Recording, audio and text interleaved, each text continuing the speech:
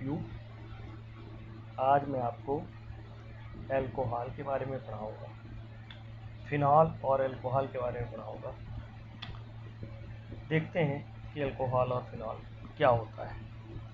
Alcohol and phenols are regarded as the hydroxy derivatives of hydrocarbons।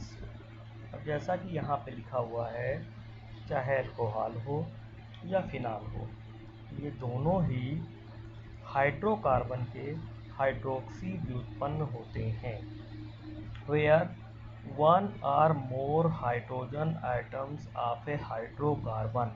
अब hydrocarbon चाहे aliphatic हो या aromatic हो, इन दोनों में से कोई हाइड्रोकार्बन हो सकता है। हाइड्रोकार्बन हमारे दो प्रकार के होते हैं, आप जानते हैं कि एलिफैटिक भी होता है और एरोमेटिक भी होता है।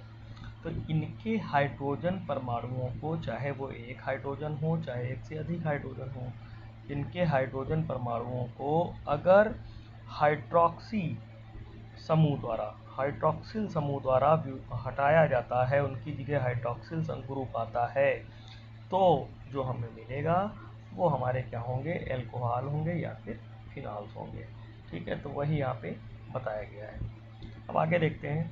Alcohols are the hydroxy derivatives of aliphatic hydrocarbons in which OH group is attached to alkyl group.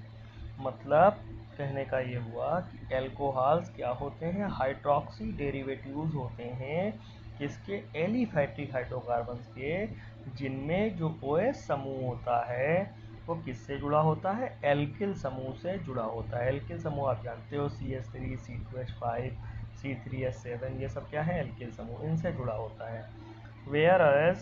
whereas phenols are the hydroxy derivatives of aromatic hydrocarbons। बस दोनों में यही अंतर है।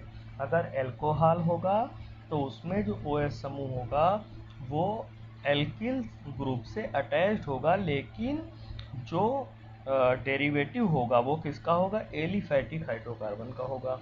और अगर फिनॉल है तो फिनॉल में जो डेरिवेटिव होगा वो कौन सा होगा, एरोमेटिक हाइड्रोकार्बन होगा, और इसमें जो OH ग्रुप होगा वो directly attach to the carbon atom of aromatic ring. इसमें जो एरोमेटिक रिंग होगी उस रिंग के कार्बन परमाणु से सीधे हुई OH समूह जुड़ा होगा, और जबकि अल्कोहल में क्या था, वो एल्किल ग्रुप से जुड़ा था। अब देखते हैं अल्कोहल्स और एल्केनॉल्स, इनके बारे में देख लेते हैं कि ये क्या होते हैं। तो aliphatic alcohols are the compounds containing hydroxyl group. ठीक है, जो एलिफैटिक अल्कोहल्स होते हैं उनमें क्या पाया जाएगा, हाइड्रोक्सिल ग्रुप पाया जाएगा, अटैच्ड एल्किल ग्रुप, वो किससे जुड़ा होगा, एल्किल ग्रुप से। जैसे कि R बॉन्ड H यहाँ पे दिखाया गया है, ये क्या है, हाइड्रोकार्बन है। इसमें से एक हाइड्रोजन को हम निकाल रहे हैं और उसकी जगह पे OH हाइड्रोक्सी समूह जोड़ रहे हैं लाकर। तो ये जो इधर साइड में मिल रहा है R सिंगल बॉन्ड OH, ये क्या है, अल्कोहल हो गया। अब देखिए वही हुआ, R क्या है, एल्किल ग्रुप है, और एल्किल ग्रुप में क्या जुड़ गया है आकर, OH, तो ये क्या बन गया है, अल्कोहल बन गया है। तो अब इसके आगे, अब नीचे आपका देखिए, आपके 3 यहाँ पे अल्कोहल दिखाए गए हैं, जिनमें सब में OH जुड़ा हुआ है, किससे, एल्किल ग्रुप से। पहले में मेथिल से जुड़ा है, CH3 मेथिल से जुड़ा है तो मेथिल अल्कोहल हो गया। दूसरे में एथिल से जुड़ा है तो एथिल अल्कोहल हो गया। तीसरे में किससे जुड़ा है, C3H कितना 9, 3 3 6 3 9, C3 नहीं, C1 2 3 4, C4H9 से जुड़ा हुआ है, तो ये टर्सरी ब्यूटिल अल्कोहल हो गया। ठीक है, इसमें सब में OH से जुड़ा है। लेकिन जो चौथा और पांचवा देखिए उसमें भी OH ही जुड़ा है, लेकिन उसमें जो OH जुड़ा है तो वो जिस कार्बन से जुड़ा है उसके साथ में चौथे वाले में 4th नंबर में देखिए आप, वो एस्टिक एसिड उसको लिखा है। क्यों, वो अल्कोहल नहीं है, इसलिए नहीं है क्योंकि उसमें कार्बन से जो OH जुड़ा है उस कार्बन के साथ डबल बॉन्डेड O भी लगा हुआ है, इसलिए वो अल्कोहल नहीं होगा। ठीक है, ऐसे ही इस वाले में 5th नंबर में जो है उसमें देखिए आप, उसमें क्या है, OH तो जुड़ा है कार्बन से, लेकिन साथ में कार्बन से क्या लगा हुआ है, NH2 लगा हुआ है। तो यहाँ पर जो याद रखिएगा, एल्कोहल वही होंगे जिसमें जो वैलेंसी हो, याद रखिएगा जो वैलेंसीज होंगी वो carbon atom link to the hydroxyl group either satisfy by hydrogen atom, इन दोनों से हो केवल, ठीक है, या तो हाइड्रोजन आइटम से हो या कार्बन से हो वैलेंसीज।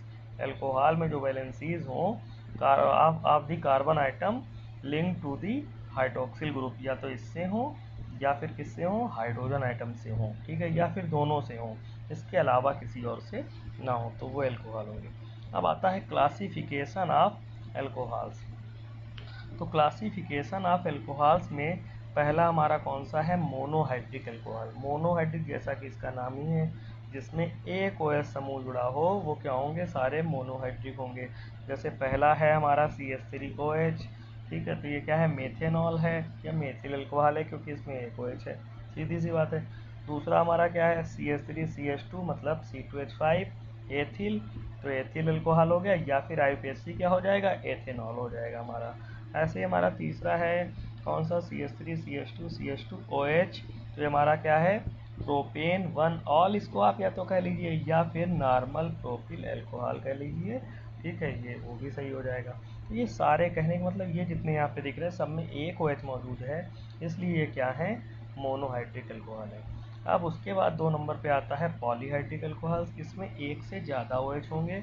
जैसे कि पहले वाले में आप देखिए जो लिखा हुआ है एथेन 1,2 डाइऑल, एक डाई जो कि 2 बार है, ऑल मतलब OH है ना, और एथेन एथ मतलब 2 कार्बन, सिंगल बॉन्डेड इसलिए एन लग रहा है वहाँ पे। तो एथेन 1,2 डाइऑल, 1,2 क्या बता रहा है, पोजीशंस बता रहा है किसकी, OH की, याद रखिएगा, ठीक है। और इसका दूसरा जो नाम होता है वो क्या होता है, डाईहाइड्रिक, डाईहाइड्रिक याद रखिएगा, या एथिलीन ग्लाइकॉल। ऐसे दूसरे वाले में आप एग्जांपल में देखिए 3 OH मौजूद हैं, है ना। ऐसे ही उसके उसके बाद जो एग्जांपल लिखा है उसमें और भी ज़्यादा OH है, उसमें कितने हैं, 4 1 5 1 6 हैं। तो हमारे जिसमें 6 हैं सार्बिटॉल जिसको लिखा गया है, तो याद रखिएगा, कहने मतलब जब एक से ज़्यादा OH जिसमें जो हो जाएंगे वो हमारा सब किस में चला है, पॉलीहाइड्रिक एल्कोहल में चला जाएगा। लेकिन एक इम्पॉर्टेंट बात है जो कि नोट में लिखी हुई है यहाँ पर, कि अगर एक ही कार्बन पर एक से ज़्यादा OH जुड़े होते हैं तो वो अनस्टेबल होता है, वो स्थायी नहीं होता है, और वो स्थायी बनने के लिए अपने में से जल को निकाल देता है और कार्बोनिल समूह में बदल जाता है, कार्बोनिल कंपाउंड में बदल जाता है, जो कि काफ़ी स्टेबल होता है, ठीक है। यही दोनों में दिखाया गया है, जिसमें 2 OH थे उसमें भी वही है, और 3 OH जिसमें थे उसमें भी वही है, सेम चीज़। अब इसके बाद हमारा आता है एरोमेटिक एल्कोहल्स। एरोमेटिक एल्कोहल जैसा कि उसका नाम ही है, इसमें कार्बन रिंग आ गई है, और कार्बन रिंग से क्या जुड़ा हुआ है, OH जुड़ा हुआ है सीधे, तो ये किस में आएगा, एरोमेटिक एल्कोहल्स में आ जाएगा। जितने भी नीचे आपके तीनों दिए गए हैं सब देखिए कार्बन रिंग आ गई है उसमें, तो वो एरोमेटिक में चला जाएगा, ठीक है। लिखा है ऊपर डिफिनेशन में लिखा भी है, alcohols in which the hydroxyl group is present in the side chain of the aromatic hydrocarbon, मतलब एरोमेटिक हाइड्रोकार्बन की साइड चेन में अगर क्या जुड़ा हो, OH ग्रुप जुड़ा हो, ठीक है, तो उसे एरोमेटिक एल्कोहल्स कहते हैं। तो ये इसके एग्जांपल्स आपको नीचे दिए गए हैं। अगर आपको वीडियो में कहीं भी दिक्कत होती है तो आप उसे कांटेक्ट कर सकते हैं, अपनी समस्या का समाधान कर सकते हैं।